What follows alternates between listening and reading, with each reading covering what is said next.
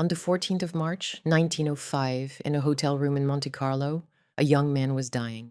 He was 29 years old. He had been, until very recently, one of the richest aristocrats in Britain, the fifth Marquess of Anglesey, heir to 30,000 acres, two great houses, and a title won at Waterloo. Now the jewels were gone, sold to pay creditors. The costumes were gone, catalogued into 17,000 lots, and auctioned over weeks to a public that came as much for the spectacle of ruin as for the silk. The theater he had built inside a chapel was about to be dismantled. What remained was a hotel bed, the quiet of the Mediterranean winter, medicine on the nightstand, and sitting beside him, the woman he had married 7 years earlier, the wife from whom he had been legally separated after a marriage so brief and so strange that the court records stated simply that it had never been consummated. Lillian was there. Nobody has ever fully explained why.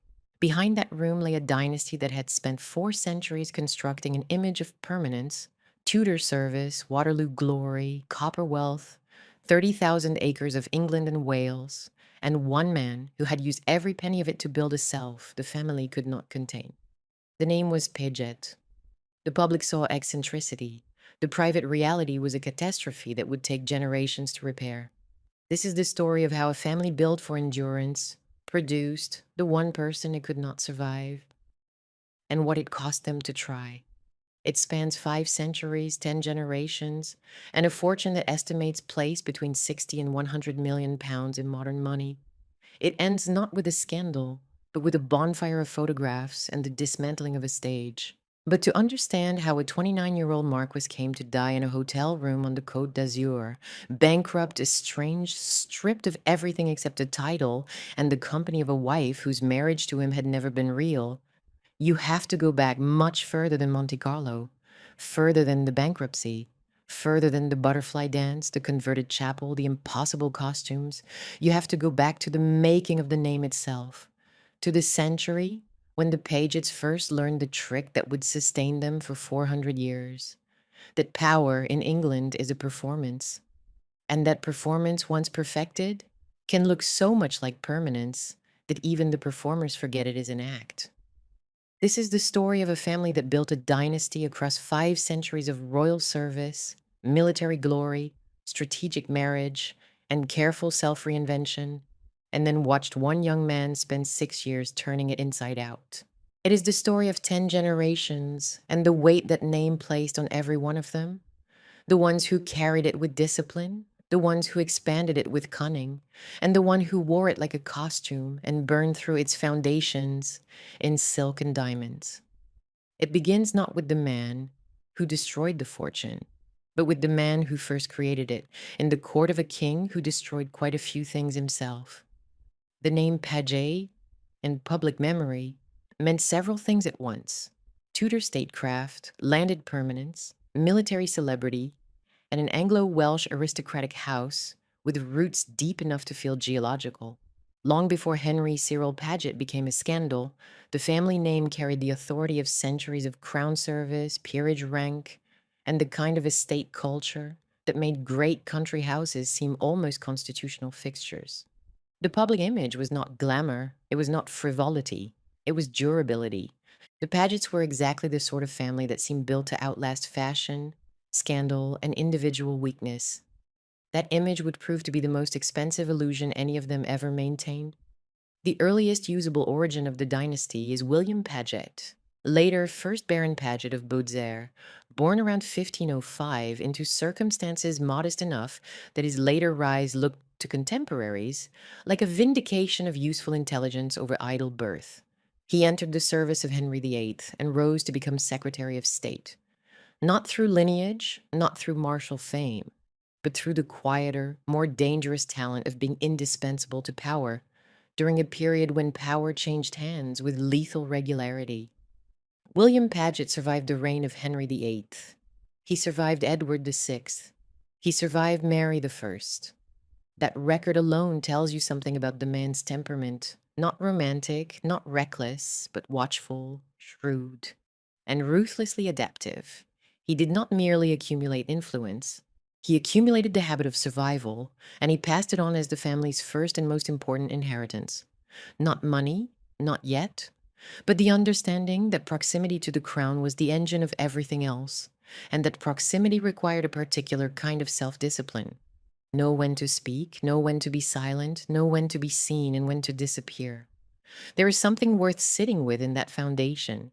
The dynasty that would one day produce a Marquess who turned himself into a theatrical spectacle, a man who could not stop being seen, who spent a fortune making himself the center of every room, began with a man whose genius was knowing exactly how visible to be and when. The first page a lesson was restraint. The last page a crisis would be the total absence of it. William's reward was the barony, the estate at Beaudesert in Staffordshire, and the beginnings of a landed position that his descendants would expand for the next 3 centuries. But the Pagets did not become the family Henry Cyril would later inherit through one man's career at court. They became that family through the second great engine of English aristocratic power, marriage. Specifically, the marriage in 1737 of Sir Nicholas Bailey of Place Newid on the island of Anglesey to Caroline Paget, heiress of the Beaudesert line. That union fused two geographical and social identities into one machine. The English title from Staffordshire and the Welsh estate on the Menai Strait became a single inheritance, and the family's center of gravity shifted to encompass both. Their son, Henry Bailey, took the Paget name after succeeding to the barony in 1769 and was created Earl of Uxbridge in 1784. He was the consolidator, not a romantic figure, not a warrior, not a man history remembers with any particular warmth, but the kind of man without whom dynasties do not survive. He expanded the family's political influence across Anglesey, managed the estates with the methodical attention of a man who understood that land was not a backdrop but a business, and helped form the Monomine Company in 1785 to exploit the rich copper deposits of Paris Mountain. That detail matters, and it is worth pausing on. The Pagets were not sustained by rents alone. They were sustained by copper, by industrial extraction, layered over agricultural income, by the pragmatic willingness to dig wealth out of Welsh rock as well as collect it from Welsh tenants. The fortune Henry Cyril would later spend on silk and jewels was built in part on mineral profits and the labor of men who never saw the inside of Place Newid except as servants. The dynasty rested on multiple pillars: land, title, marriage, political patronage, and industrial profit, and that multiplicity was its strength. It meant that no single pillar needed to bear all the weight. It also meant that when one man came along and kicked all the pillars at once, the structure had further to fall. And then came the most famous Paget of all, the ancestor whose shadow would fall across every subsequent generation, and most heavily across the one least equipped to bear it. Henry William Paget, later first Marquess of Anglesey, was born in 1768, and by the time he died in 1854, he had become one of the most celebrated military figures in British public life. He commanded cavalry at Waterloo. He lost a leg to cannon fire in the closing stages of the battle, and the moment of that injury became one of the most retold anecdotes in British military lore. The exchange with Wellington, the calm acknowledgement of the wound, the subsequent amputation, and the prosthetic that became famous in its own right as the Anglesey leg. The monument near Place Newid still marks the spot where the leg was buried, which is itself a measure of the mythology. A family that commemorates a severed limb is a family that has learned to turn physical sacrifice into permanent social capital. He was rewarded with the marquisate. The family leapt from earldom to the second highest rank of the peerage, and they leapt on the strength of one man's body and one afternoon's violence. The family's identity from that day forward carried the imprint not just of land and title, but of sacrifice in the service of the nation. To be a Paget after Waterloo was to belong to a house that had bled for Britain and been rewarded for the bleeding.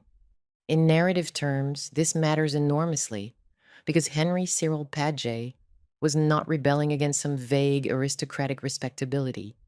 He was living in the direct afterglow of a military cult figure. Every portrait in the house, every regimental association, every local ceremony that invoked the Anglesey name carried the memory of the first Marquis and what he had given. The contrast is the entire drama of the family compressed into two men, separated by 3 generations, the ancestor who lost a leg at Waterloo and became a national hero, the descendant who lost a fortune in silk, diamonds, and theatrical fantasy and became a national embarrassment. One performed heroism, the other performed something else entirely, and the family would never forgive the difference. By the late 19th century, the Pagets still looked unassailable. The fourth Marquess, Henry Cyril's father, controlled roughly 29,700 acres, with the bulk of income coming from Staffordshire land and annual revenues estimated at around £110,000. That was vast money by the standards of the day, enough to sustain two great houses, a regiment of servants, the expectations of a political class, and the weight of several centuries of accumulated social obligation. The estates ran across Staffordshire, Anglesey, Dorset, and Derbyshire. The great houses were Beaudesert, the ancestral English seat, and Place Newydd on the Menai Strait, the Welsh seat that would later become Henry's stage set. These houses were not merely residences. They were machines for converting land into legitimacy. Staff, ritual, political hospitality, military associations, and the theater of hierarchy itself. A house like Beaudesert did not simply shelter a family. It announced every day that the family deserved to be sheltered. The family code that Henry inherited was therefore unusually demanding. The Pagets were expected to be useful, martial, paternal, solvent, and recognizably masculine in the Victorian aristocratic sense. Marriage, heirs, estate management, public duty, and above all discretion. Even their glamour had to serve a structure. When the first Marquis was flamboyant, and by the standards of his era he was, it operated within the accepted frame of heroism, command, and court favor. The dynasty could survive eccentricity, provided the eccentric still performed the essential functions. Married well, produced sons, maintained the property, paid the debts, and kept the private self invisible behind the public role. And this is where the historical context needs to be felt, not as background, but as pressure, because the Pagets reached their zenith in a Britain where aristocratic land ownership still signified command. But by Henry's lifetime, the ground was already shifting. Modern publicity was beginning to make private life less private. Sexual codes were hardening in the wake of the wild trials. Scrutiny of aristocratic frivolity was growing sharper as agricultural depression squeezed rents, and political reform eroded the automatic authority of the landed class. The long financial pressure that would later culminate in crippling taxation and the breakup of country houses was already building beneath the surface. Henry did not single-handedly destroy a perfectly healthy system. He detonated a house already dependent on appearances and on the old assumption that prestige could survive any private weakness. His extravagance would make visible what the dynasty most needed hidden. That magnificence, sustained across centuries on land and copper and military glory, was more financially and psychologically brittle than anyone standing inside it wanted to believe. The family that had risen by royal service, strengthened itself by marriage, and glorified itself through Waterloo would, in Henry's brief reign, discover that what had once been a fortress could become a costume department, and that later generations would spend decades converting scandal back into heritage. But that discovery was still decades away. First, there were the people who would live through it, and each of them carried into the story a particular weight of expectation, desire, and vulnerability that the dynasty's mythology could neither accommodate nor afford to acknowledge. Henry Paget, 4th Marquess of Anglesey, was born in 1835, and the best way to understand him is as the last successful performance of the old Paget role. He was not brilliant. He was not memorable in the way the first Marquess had been memorable. He was competent, dutiful, possessed of the estates and the title and the annual income, and he moved through the rituals of his class, the regiment, the county, the London season, the management of land, with the steady, unremarkable competence that dynasties depend on far more than they depend on genius. He married 3 times. His first marriage, to Eleanor, ended with her death. His second, to Blanchette Mary Boyd, produced a son who would become the center of everything. His third, to the American heiress Mary Livingston King, brought transatlantic money and a different social register into the house. 3 marriages is not, in isolation, unusual for a Victorian aristocrat, but it shaped the household that Henry Cyril grew up in. A house of sequential mothers, of emotional replacement, of women arriving and departing while the title and the estate remained fixed. The 4th Marquess passed on the fortune. Whether he passed on the emotional resources to manage it is a question the family would spend the next century trying not to answer. Blanche Mary Boyd married the fourth Marquis in Paris in 1874. She was 23. She bore his son, Henry Cyril, in 1875. She died in France in 1877 when the boy was barely 2 years old. She was 26. In a shorter treatment, Blanche would be a footnote, a name on a family tree, a date of death noted and moved past. But in the full architecture of this story, she is something more troubling. She is the first absence, the mother who dies before the child can remember her face, the woman whose loss leaves a gap in the household that is filled by servants, by the fourth Marquis's formality, and eventually by a stepmother from another country entirely. Henry Cyril Paget grew up inside splendor, inside wealth so substantial it seemed like weather, and inside a family that had already learned, before he could speak, how to close ranks around grief rather than narrate it. Blanche's death is not the cause of what Henry became, but it is part of the emotional weather in which he became it. The sense that the house was magnificent and that something at its center was missing. The continental associations, too, would echo, born in London, motherless in France, and one day dying in Monte Carlo. The Pagets were an Anglo-Welsh dynasty, but the most painful chapters of this particular Paget's life would all play out across the Channel. Mary Livingston King, Minna, entered the picture in 1880, when she married the fourth Marquess and became the new Marchioness of Anglesey. She was American, wealthy, and socially legible in a register that did not quite match the old Paget code. The arrival of American heiresses in British aristocratic houses was one of the defining social patterns of the Gilded Age. New money crossing the Atlantic to purchase old prestige opening its doors to fresh capital it badly needed. Minna was part of that current. She brought glamour of a particular kind, not military, not austere, but decorative, social, transatlantic. Whether she encouraged the boy, who would become the fifth Marquis, whether she understood him, whether she simply represented a more decorative and permissive culture than the older Paget tradition, she belongs in the emotional landscape of the house. Henry did not grow up in a world of unbending English austerity alone. He grew up in a household already touched by reinvention, by imported money, by a stepmother who embodied the idea that the old rules might be more flexible than they appeared. That idea, absorbed young, would prove very expensive indeed. Minna would outlive both her husband and her stepson, dying in 1931, having watched the title she married into survive scandal, bankruptcy, and the physical destruction of one of its two great houses. She was not the author of the catastrophe, but she was present at its origins, and she lived long enough to see its consequences ripple through the generations that came after. And then there was the boy himself, the heir, the only son, the single thread on which the entire continuation of the direct line depended. Henry Cyril Paget was born on June the 17th, 1875. He was educated at Eton, the school that had shaped the ruling class for centuries and that operated, in effect, as the first stage of the performance the aristocracy demanded of its sons. He was later privately tutored. He was, from the beginning, visible in a way the family had not prepared for. Surviving photographs from the National Portrait Gallery show a man who was theatrical, self-conscious, and visually daring. He was not hiding. Whatever he was not trying to be invisible.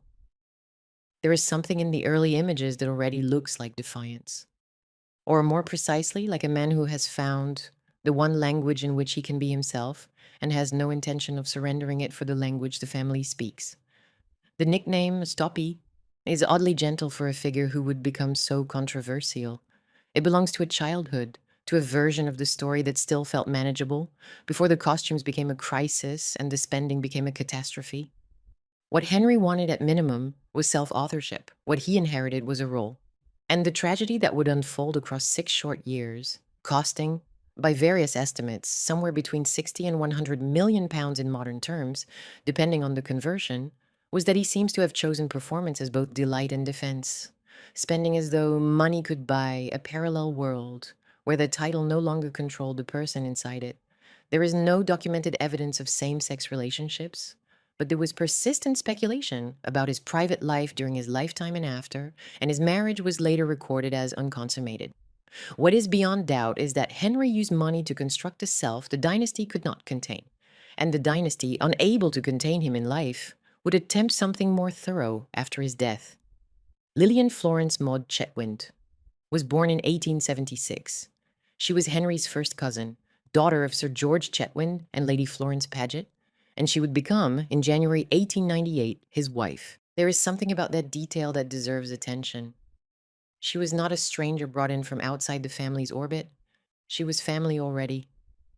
The marriage was a dynastic knot tied as tightly as the system allowed. Cousin to cousin, Paget to Paget, the line folding back on itself in the hope that familiarity would produce stability. Lillian was supposed to anchor the heir. She was supposed to make him respectable, to silence whatever whispers were already circulating, to produce the next generation, and continue the great chain of Paget succession. She was 21 years old. She was beautiful. She had been raised inside the same world of country houses, social expectations, and family obligation, and she was being placed inside a structure that had already quietly begun to fail. She could not have known that the marriage would never be consummated. She could not have known that within 2 years the whispers would become public, that the newspapers would circle, that the title she had been given would become a weight she could not put down and could not make mean what it was supposed to mean. What she would do, what the legend rarely dwells on, was remain, not in the marriage, which would end legally within 3 years, but in the story. Decades later, in a hotel room on the French Riviera, she would be there at the bedside of the man whose marriage to her had been the most intimate failure of her young life. That ending belongs to another act, but it haunts everything that came before it, because it means Lillian cannot be reduced to the abandoned wife, the failed dynastic solution, the woman who walked away. She walked away, yes, but she also came back. And the reason she came back is one of those private details that no public record fully explains. Beyond the central figures, the story that was about to unfold would pull in others who did not yet know the roles they would play, people whose lives would be shaped, in some cases defined, by a catastrophe they had no part in creating. Charles Henry Alexander Paget, Henry's first cousin, was born in 1885. In the year of Henry's wedding, he was 13 years old, a boy, not yet a man, not yet anything that the dynasty needed him to be. But the logic of aristocratic succession operates on contingency. And in a family where the direct heir had married a cousin and shown no sign of producing children, the probability that the title might one day pass sideways was already a quiet, unspoken calculation in the background. Charles would inherit the marquisate at the age of 19, in circumstances nobody had planned for, and he would spend his entire adult life performing the opposite of everything Henry had done. Dismantling the theater, settling the debts, selling what had to be sold, and rebuilding the family's public identity from scandal to respectability. He was not glamorous, he was not theatrical. He was the counter-revolution, and the story cannot be understood without him because he is the proof that dynasties do not simply collapse. They adapt, and the cost of adaptation is borne by the generation that has to do the work. Lady Victoria, Marjorie Harriet Manners, daughter of the 8th Duke of Rutland, would marry Charles in 1912 and bring with her the weight of another great English house. The Rutlands were a Belvoir castle, the social machinery of Edwardian aristocratic beauty, the network of titled families that operated like an immune system against scandal. Her presence in the Paget story is not decorative, it is functional. She represented the family's ability to attract, even after Henry's disaster, a bride of sufficient standing to signal that the name had been reclaimed. The Anglesey jewels and tiaras that had been Henry's personal adornment would, in her generation, be worn again, not as self-expression, but as heirloom, as legitimate family display, as proof that the dynasty still possessed beautiful things and still knew how to wear them correctly. Their son, George Charles Henry Victor Paget, born in 1922, would become the 7th Marquis and the man who completed the family's long transformation from aristocratic command to heritage custodianship. A soldier, a historian, a conservationist, George would give Plasnewid and 169 acres to the National Trust in 1976, continuing to live there while the house itself became public property. He wrote about his own family. He curated the memory of the line he had inherited. In a sense, he is the most modern Paget of all, the man who understood that the old world could not be restored, only narrated, and that narration was itself a form of survival. None of them could have anticipated in 1898 what the next 7 years would cost them. But the positions were set, the inheritance was in motion, and there was one more presence in the story that should not be overlooked, the people of Anglesey themselves. In the mythology that would form around Henry, The assumption is often that he was universally despised. He was not. He was laughed at by his own class, yes. He was an embarrassment to the family, certainly. But locally, among the tenants, the townspeople, the ordinary residents of Bangor, and the surrounding countryside, Henry was remembered with something closer to affection. He admitted local people to his theater free of charge. He kicked off football matches. He was present in the community in ways that more conventional landlords, busy with London seasons and shooting parties, often were not. Across the Menai Strait, Lord Penrhyn was enforcing one of the most notorious labor lockouts in Welsh industrial history. Henry, by contrast, was putting on pantomimes and inviting people in. That contrast mattered. It complicates the story in ways the family would have preferred it did not, because it means the man they would later try to erase was, in some eyes, the most generous Paget in living memory. The local affection would survive his death. The family's attempt to suppress his memory would not entirely succeed, and part of the reason is that the people he had entertained remembered him differently from the people he had embarrassed. On January the 20th, 1898, in a Catholic ceremony on Sloane Street in Chelsea, Henry Cyril Paget married Lillian Chetwynd. The families watched. The church was dressed for the occasion. Flowers, the correct vestments, the atmosphere of dynastic business conducted in sacred space. The vows were spoken in the language the faith required and the dynasty needed. On paper, it looked like everything the system demanded. The heir secured, the bride suitable, the bloodline folded protectively back upon itself. London society could note the match and see nothing amiss. The fourth Marquess, aging now and in declining health, could look at his son's wedding and believe, or at least hope, that the machine would continue, that the title would pass, the heirs would follow, and the name would endure into another century as it had endured through the last four. Lillian, for her part, entered the marriage as young women of her class entered most marriages, with expectation, with training, with an understanding of what the role required, and with whatever private hopes she carried about the man she was marrying. She knew him. He was her cousin. She had grown up in the same world, spoken the same language of country houses and family obligation. Nothing in her preparation would have equipped her for what the marriage would actually become. What nobody in that church could see was the distance that already existed between the ceremony and the people inside it. The wedding was a performance, perhaps the most conventional performance Henry would ever give. The marriage, in every sense that mattered to the dynasty, would fail to become real. Henry and Lillian moved into the life expected of a young aristocratic couple. The houses, the social engagements, the rituals of the season, the assumption that domestic life would settle into the pattern every previous Marchioness of Anglesey had inhabited. But the private reality behind the public arrangement was already diverging from the script. The details of what happened in the first months would emerge later, in legal proceedings and in family testimony passed down through generations with varying degrees of discretion and horror. What is clear is that the marriage did not function as a marriage. The intimacy the dynasty depended on, not romantic intimacy necessarily, but the functional, biological intimacy that produced heirs, did not materialize. Lillian found herself occupying a title, a house, and a role, but not a relationship. The silence around that failure was as characteristic of the family as the failure itself. No one seems to have intervened. No one seems to have asked the question that might have changed everything, whether the problem was unwillingness, inability, or something the family's vocabulary simply did not contain. 9 months later, on October the 13th, 1898, the fourth Marquess died. The timing has its own cruel logic. Henry had been married for less than a year. The marriage was already failing in private, and now the full weight of the dynasty landed on him without transition, without apprenticeship, without the gradual handover that luckier heirs received. One day he was the heir, with a father still nominally in control. The next he was the fifth Marquess of Anglesey, with the title, the estates, the acreage, the houses, the income, the servants, the expectations, the debts, and the impossible comparison to every Paget who had come before him. He was 23 years old. The fortune was his. The houses were his. The 29,700 acres were his. The annual income of £110,000 was his to direct.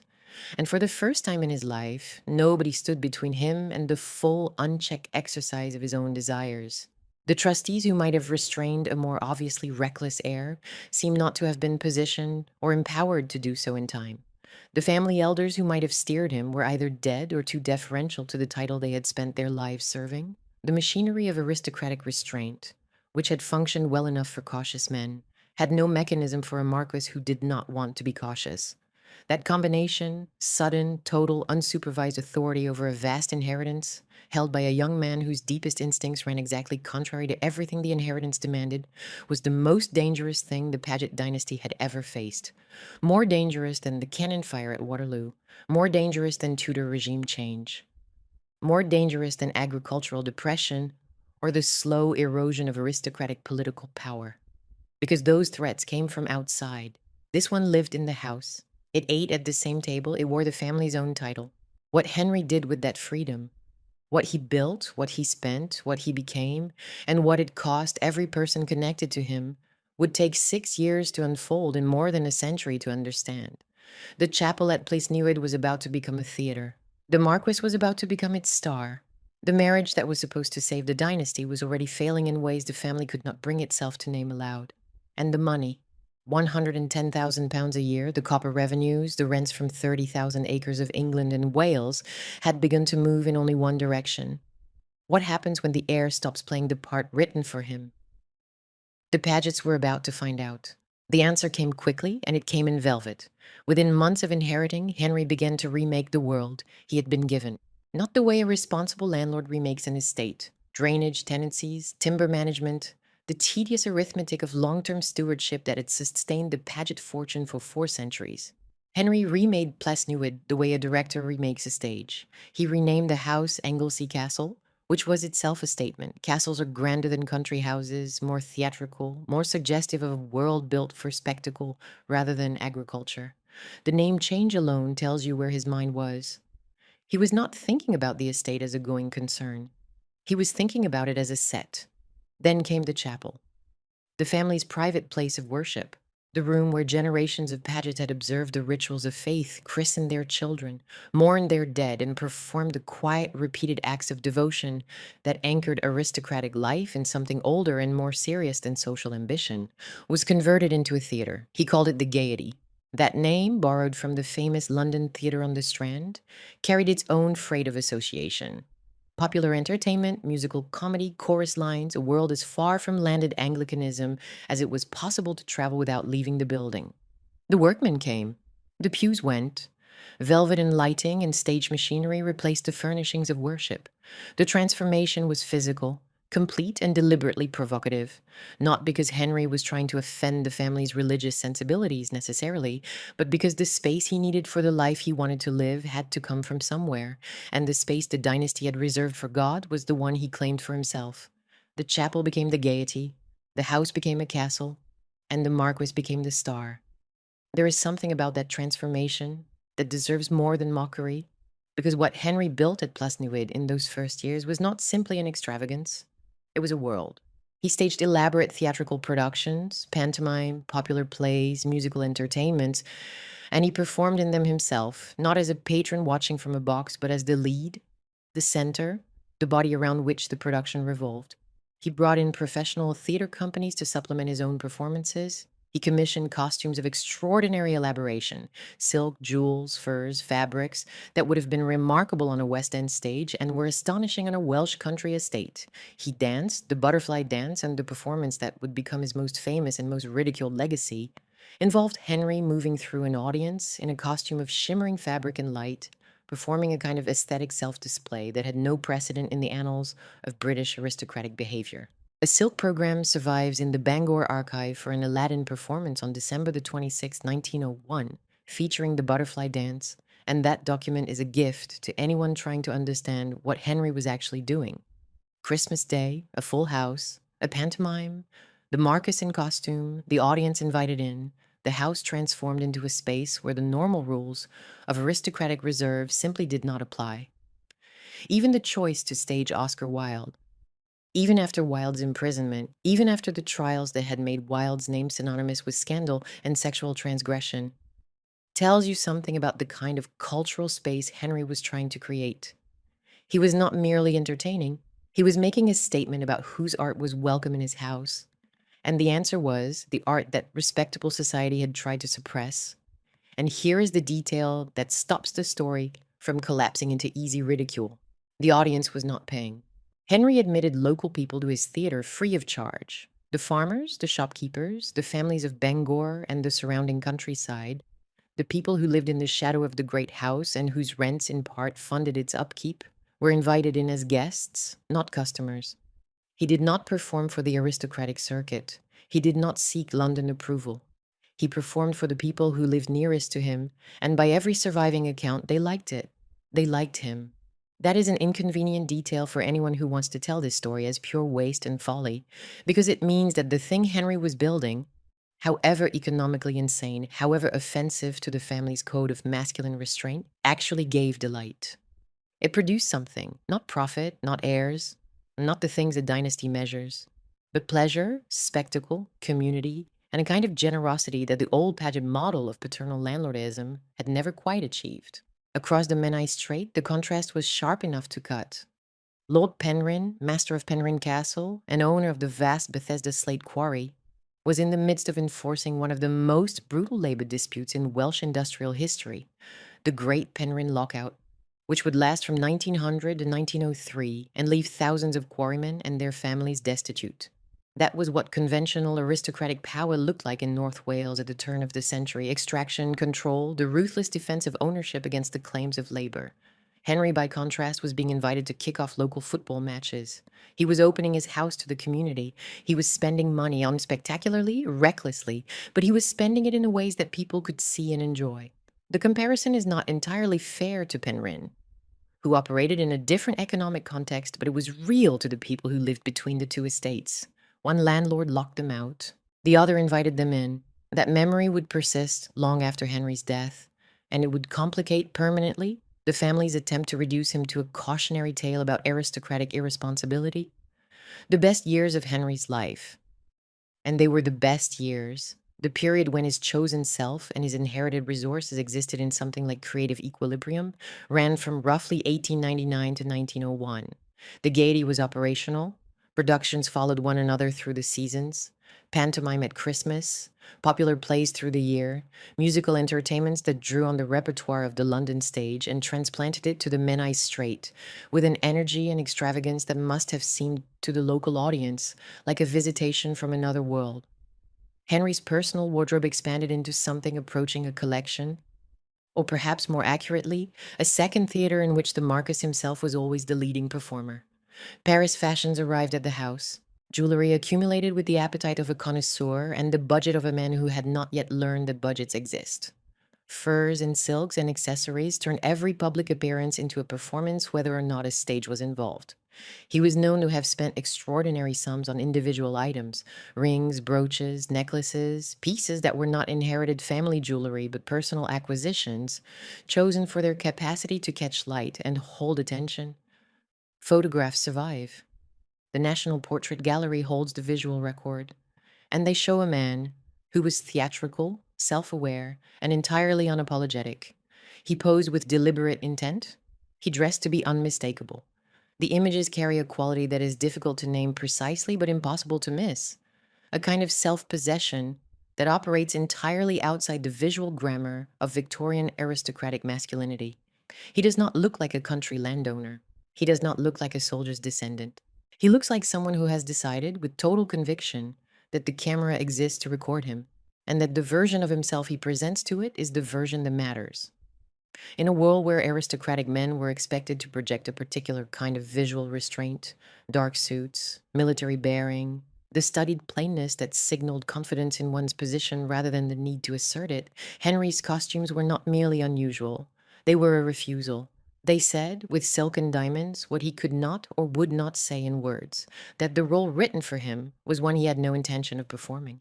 Even the way he moved through the wider social world carried this quality of deliberate visibility. He toured with his productions. He appeared in public in costumes that were remarkable for any context and extraordinary for a Marquess of Anglesey. He sought out theatrical company, musical company, the world of performers and artists, rather than the world of country weekends and political dinners that his title gave him automatic access to. He was drifting, or perhaps steering, because drift implies passivity, and there was nothing passive about Henry. Away from the role of landowner, and towards something more like a one-man repertory company, a traveling performance underwritten by 30,000 acres of inherited rent. It is important in the writing of those years not to fake the happiness. There was genuine pleasure here. Whatever else was failing, and much was failing, as the next section of this story will make clear. There was also music, movement, company, self invention, an audience that responded with warmth rather than judgment, and the intoxicating possibility that a country house could become something other than a mausoleum of duty. Henry had found a language, he had found a space. He had found in the gaiety and in the costumes and in the butterfly dance a version of himself that felt, by every available indication, more real to him than anything the dynasty had offered. The productions were not amateur in ambition, even if they were eccentric in origin. They brought theater to a part of Wales that did not have easy access to it. They brought color and spectacle into lives that were shaped by agricultural routine and the hard economics of rural existence. There was a generosity in that, however mixed with self-indulgence, and the local memory of it would persist long after the family tried to burn the records. The tragedy is not that the happiness was false. The tragedy is that it was built on money that was not renewable, in a structure that could not sustain it, and against a set of expectations that would eventually reassert themselves with crushing force. Henry was using the family fortune to build a first place in his life, where he seemed recognizably himself, and in doing so, he was burning the very mechanism that made that self possible. The irony is almost perfect in its cruelty. The only life he wanted was the one that destroyed the resources to sustain it. But the cracks were there from the beginning, threaded underneath the shimmer, and they were not small. The marriage was failing. It had, in truth, never succeeded. The ceremony on Sloane Street had produced a marchioness but not a wife, and the private reality of the household at Plasnewid, or Anglesey Castle, as Henry insisted on calling it, was becoming impossible to conceal from the people closest to it.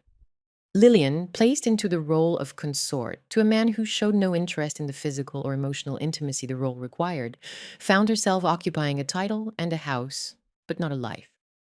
The marriage was later recorded in legal proceedings as unconsummated. Later family testimony passed through generations with the mixture of horror and fascination that such stories attract would add details that made the private strangeness even sharper. The outline should not lean too heavily on the most lurid anecdotes, some of which come through later reconstruction rather than contemporaneous record. But the emotional truth underneath them is solid. Lillian had been cast in a dynastic role that Henry could not or would not inhabit. She was supposed to stabilize the line. Instead, she became the first living evidence that the line was in trouble. Victorian society expected a marquis to marry, produce heirs, and behave in recognizably male managerial ways. Henry refused that template, not through a single dramatic act of rebellion, but through the steady, daily, accumulating fact of being someone the template could not contain. The gap between what the family needed him to be and what he actually was grew wider. With each production, each costume, each public appearance that made him look less like a landowner and more like a one-man repertory company, financed by inherited rents. The marriage was the place where that gap became most painfully visible, because marriage was the mechanism the dynasty relied on to convert private behavior into public respectability, and the mechanism had jammed. There were other cracks, less intimate but equally revealing. The spending, even in these early years, was not the spending of a man who understood that wealth requires maintenance. Jewelry accumulated not as occasional purchases, but as habit, as compulsion, as the physical expression of an appetite that had no internal break. Costumes multiplied, the theater expanded, the household staff grew to serve the productions rather than the estate. And Henry's attention and the hours in his day, the focus of his intelligence, the direction of his energy, flowed overwhelmingly toward performance and away from the management of the properties that funded it. The estates were not yet in crisis. The income was still flowing, but the relationship between income and expenditure had already begun to tilt in a direction that could only end one way, and nobody in a position of authority seems to have said so clearly enough or early enough to make a difference. The deeper pattern was silence. The family's characteristic response to private crisis was not confrontation, not intervention, not the honest reckoning that might have changed the trajectory. It was discretion. It was the hope that the problem would resolve itself, that the marriage would settle, that the spending would moderate, that the young Marquis would, given time, grow into the role the dynasty had prepared for him. That hope was not irrational. Young men do sometimes settle, but it was sustained past the point of plausibility by a system that was better at maintaining appearances than at addressing the reality behind them. Nobody seems to have asked what Henry actually was, what he needed, or whether the old script could hold him. Nobody seems to have considered whether the gap between the person and the role might be fundamental rather than temporary. The family tried ceremony first, the marriage, then discretion, the polite refusal to acknowledge what everyone close to the household already knew, then containment, the hope that financial and social structures would impose limits that personal ones had not. None of it worked, and because nothing fundamental was addressed, money became the medium through which the crisis kept expressing itself. Every costume was a symptom, every jewel was a declaration, and every pound spent on the gaiety was a pound removed from the structure that justified the spending in the first place. There is a particular kind of British institutional failure embedded in this stage of the story, and it is worth naming because it would repeat itself in the years to come. The structures around Henry and the trustees, the solicitors, the family elders, the social codes of his class were all designed to maintain and transmit a functioning estate. They could register impropriety, they could document insolvency, they could note in the careful language of professional concern that expenditure was exceeding income. What they could not do was respond to the human being generating the crisis. They had no mechanism for a Marquess who did not want to be a Marquis, or rather, who wanted to be a Marquis on entirely different terms from the ones the title had always carried. The result was a slow-motion institutional paralysis. Everyone could see what was happening, nobody could stop it, and the gap between observation and action grew wider with every passing month. The first decisive fracture, the moment the private failure became a matter of legal and public record, came on November the 7th, 1900. On that date, Lillian obtained a decree nisi. The marriage, not yet 3 years old, was formally ending. The scene should not be imagined as courtroom melodrama. There were no raised voices, no tearful confessions, no dramatic confrontation across a witness box. It was quieter than that, and in some ways worse. Aristocratic divorce proceedings in this period operated inside a framework of controlled discretion. Names recorded, grounds stated, the machinery of law applied to the most intimate failures with the cold precision that British institutions brought to all forms of official business. The legal apparatus of divorce treated the most private facts of a marriage as matters of evidence, documented and assessed with the same detachment a surveyor might bring to a boundary dispute. Except the boundary in question was the space between two bodies in a marital bed, and the failure was not a disputed fence line, but the total absence of the physical union on which the continuation of one of Britain's oldest marquisates depended. The grounds were devastating in their simplicity. The marriage had not been consummated.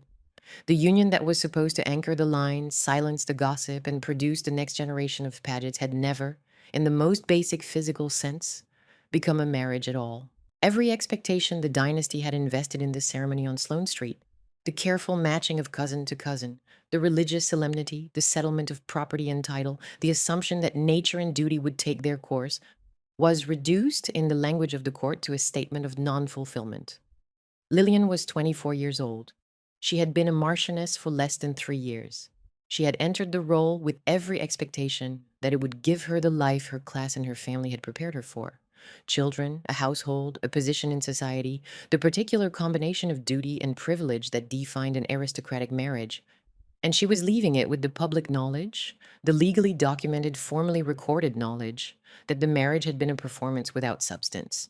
The decree nisi made official what the household had already known, that whatever Henry was, whatever he wanted, whatever he was becoming in the costumes and the spotlight and the self-invented world of the gaiety, it did not include the role of husband in any sense the law or the family recognized. Henry's response to the fracture was not reform. That is what makes it narratively devastating. The collapse of the marriage did not draw him back toward the estate, toward responsibility, toward any version of the conventional life the family still hoped he might adopt. It freed him. The last nominal restraint on his behavior, the presence of a wife, the social expectation of marital partnership, the faint remaining hope that domestic life might anchor him, was gone. And into the space left by Lillian's departure flowed more theater, more costume, more spending, more of the self-authored world that Henry preferred to the one he had inherited. The marriage's failure did not chasten him. It confirmed what he already seemed to know, that the dynastic script had nothing to offer him, and that the only life worth living was the one he was building, at ruinous cost, out of the materials of performance and self-display. Lillian withdrew. The details of her immediate aftermath are quieter than Henry's continuing spectacle, but they carry their own weight. She had been placed, very young, into a role that was supposed to be the pinnacle of what a woman of her class could achieve. Marquess of Anglesey, wife of one of the richest young aristocrats in Britain, mistress of two great houses, future mother of the next generation, and the role had proved to be a shell. The public humiliation was real, and it was the specific kind of humiliation that Edwardian society found both irresistible and unforgivable. Not a scandal of passion, not an affair that could be understood within the existing vocabulary of aristocratic misbehavior, but a failure so strange and so intimate that it defied conventional explanation. The private disorientation must have been considerable. Lillian had done everything the family asked. She had married the cousin, she had entered the house, she had taken the title. She had waited, presumably, for the marriage to become what marriages were supposed to become. And it had not. The failure was not hers, but the consequences were distributed across her life as surely as across Henry's. She would carry the Paget name and the Paget story for years after the decree Nisi, and the world would never quite allow her to put it down. She would remarry in 1909 to the banker John Francis Gray Gilliatt and build a different existence entirely. But the shadow of the Paget marriage would follow her because it was too strange, too specific, too useful as an anecdote for the world to simply let it go. For the wider family, the divorce was a confirmation of what they had feared and an acceleration of what they could not control. Family opinion hardened. The Paget elders, the cousins, the network of titled connections that operated as an informal governing body for matters of reputation and inheritance, all of them now looked at Henry and saw not an eccentric who might yet be steered back toward respectability, but a man who was becoming a liability the name could not afford. The marriage had been the last serious attempt to solve Henry through conventional means. It had failed. What came next would be managed, if it could be managed at all, through financial and legal mechanisms rather than social ones. But even those mechanisms would prove inadequate because they were designed for a world in which the holder of the title shared the family's basic assumptions about what the title was for. Henry did not share those assumptions. He was operating from a completely different understanding of what the name, the money, and the houses were meant to do. And the family had no language for what he was doing. Only a growing, horrified certainty that whatever it was costing more than they could afford. Somewhere in the background of this period, the figure of Charles, Henry's cousin, now approaching his mid-teens, was growing up in the knowledge that the title he might one day inherit was being reshaped into something none of them recognized. Charles was not yet a character in the drama. He was still a boy, still watching. But he was watching closely, and what he saw would determine everything about the kind of Marquis he would later choose to be. And then, as if to confirm that Henry's world was becoming not just expensive, but porous, unstable, and faintly absurd, even in its disasters, came the jewel theft. On September the 10th, 1901, Henry was at the Lyceum Theatre in London for the premiere of a stage adaptation of Sherlock Holmes. It was exactly the sort of evening that belonged to his chosen life. The West End, the glamour of a premiere, the theatrical world where he felt most at home, the audience rather than the estate. While he sat in the auditorium watching a fiction about detection, his French valet, Julien Gault, was at Walsingham House Hotel where Henry was staying, helping himself to Henry's jewels. The irony is almost too perfect to be real, but later accounts, drawing on the work of Peter Costello, place what happened next in a register so theatrical it feels scripted. Henry, the victim of a real crime, sought the help of Arthur Conan Doyle, the creator of Sherlock Holmes himself, to recover the stolen property. Whether every detail of that episode is precisely as later reconstruction tells it, and there is reason to exercise some caution, since the story comes to us through layers of retelling, the episode belongs in the record because it dramatizes several truths at once. First, Henry's dependence on jewels.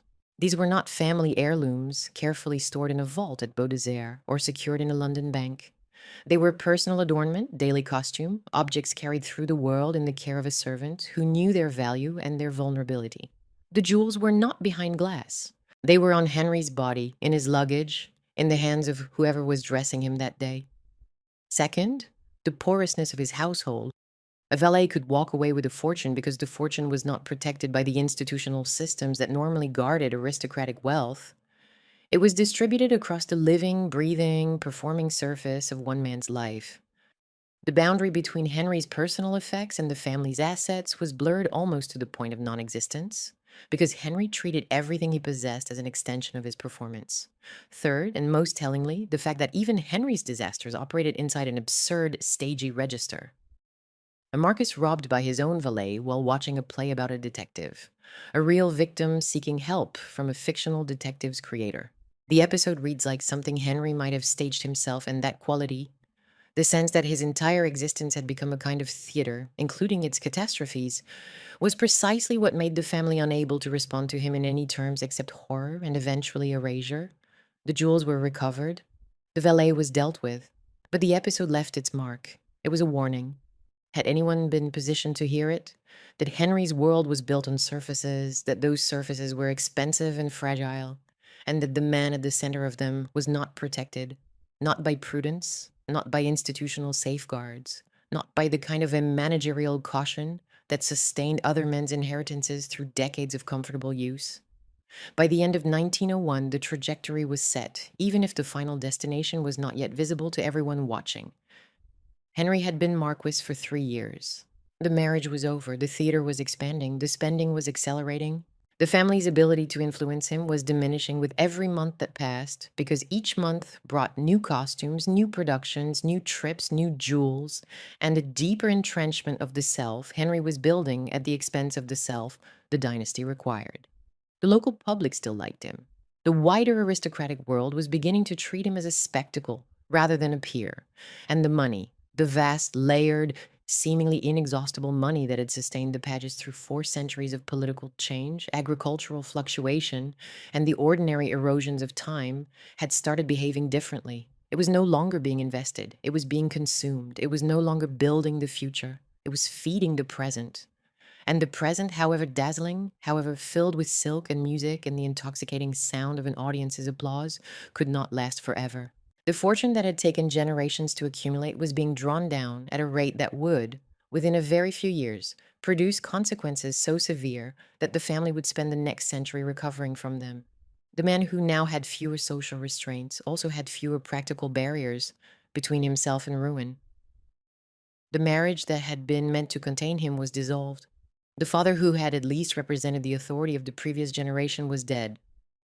The family members who might have intervened were either too distant, too deferential, or too appalled to act effectively, and Henry himself showed no signs, none, of recognizing that what he was building was temporary, that the money had a bottom, that the great houses and the 30,000 acres and the copper revenues and the title itself were not infinite resources, but finite ones, being burned through with an extravagance the dynasty had never imagined possible from one of its own. The spending had stopped looking eccentric. It had started looking terminal, and the next act of this story would prove that it was.